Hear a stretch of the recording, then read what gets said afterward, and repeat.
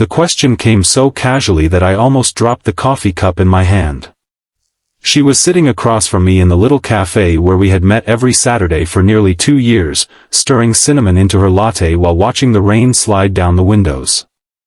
Then she looked up, smiled, and asked, "Why don't you have a girlfriend?" I wanted to laugh. I wanted to tell her the truth. I wanted to say, because every time I meet someone, I compare her to you, and nobody has ever come close. But instead, I lowered my eyes and whispered the safest lie I knew. I guess I just haven't met the right person yet. She smiled as if she believed me, never realizing that the person I had been waiting for was sitting right in front of me. If you believe that sometimes the people closest to our hearts are the ones we are most afraid to lose, take a moment to like this story, share it with someone who believes in kindness and second chances, and subscribe to the channel for more emotional stories like this one. My name is Nathan, and at 33, I had become very good at hiding what I felt. I lived in a quiet neighborhood outside Portland, Oregon, worked as a graphic designer, and had a small apartment filled with books, plants, and things I had collected over the years. My life looked peaceful from the outside, but there was one secret I carried everywhere. Her name was Grace. We had met at a community fundraiser when she accidentally spilled lemonade on my jacket. Instead of panicking, she laughed so hard that I couldn't help laughing with her. That evening turned into a friendship, and that friendship became the most important relationship in my life. Grace was the person I called when something wonderful happened. She was the person I called when something went wrong. She remembered my mother's birthday, knew exactly how I took my coffee, and somehow noticed when I was pretending to be okay. But I never told her I loved her. There were countless opportunities. Once, during a summer evening at a park near the Willamette River, Grace leaned against my shoulder while we watched the sunset. Her head rested there for almost an hour, and I remember thinking that if I said just 3 words, my entire life could change. But then she told me about a man she had recently started seeing. I swallowed the words and congratulated her. Another time, she came to my apartment after a terrible breakup and cried on my couch until midnight. I held her hand and told her she deserved someone who would never make her question her worth. What I didn't say was that I wanted to be that person. Years passed like that. Grace dated. I stayed single.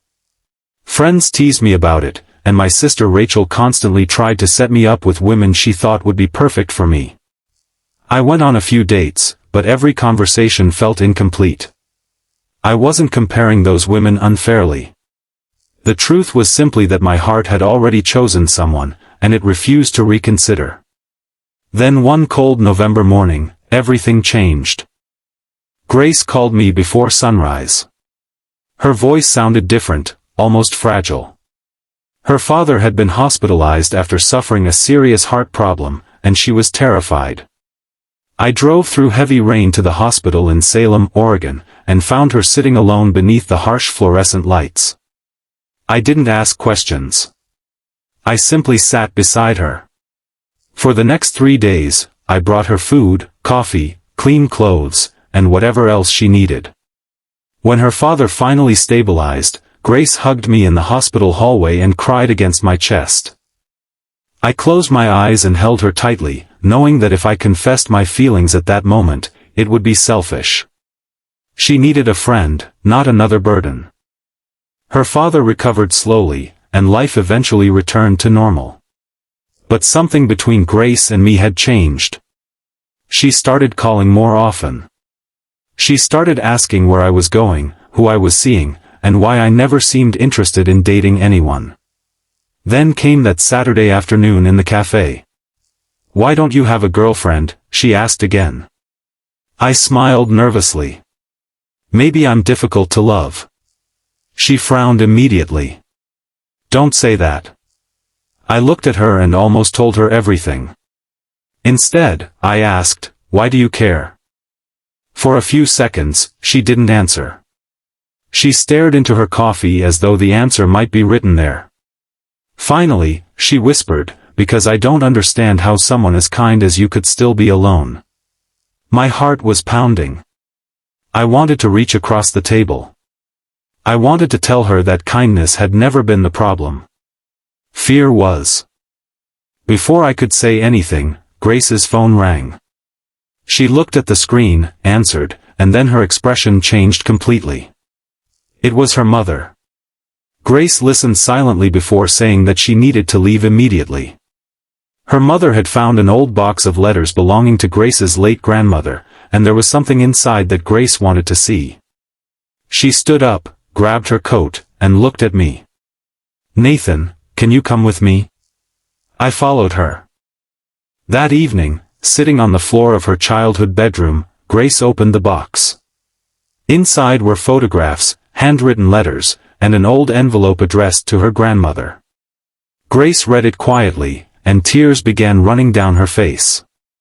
Her grandmother had written about love, regret, and the danger of waiting too long to say what matters. Grace looked at me afterward. Then she said something I will never forget. She wrote that the saddest thing isn't loving someone and losing them. It's loving someone your whole life and never letting them know. The room became completely silent. I knew that was my moment.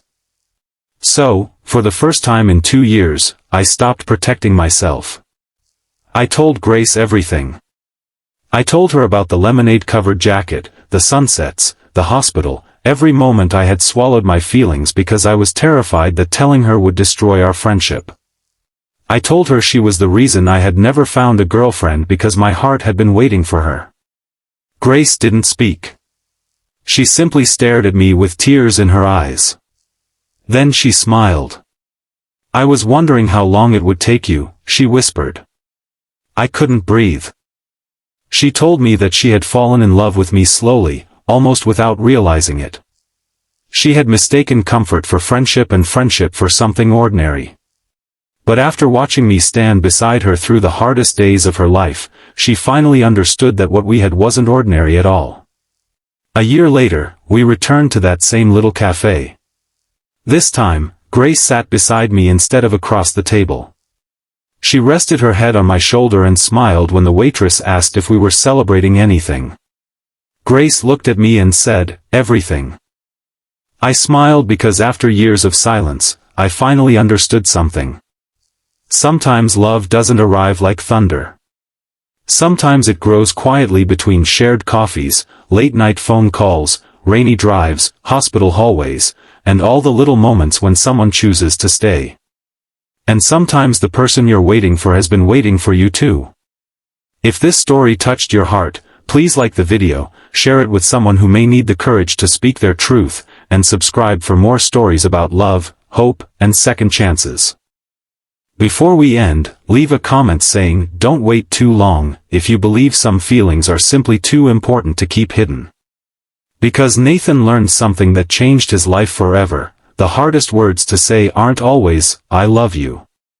Sometimes they're simply, "I've loved you all along." And sometimes, saying them is the beginning of everything you were afraid to hope for.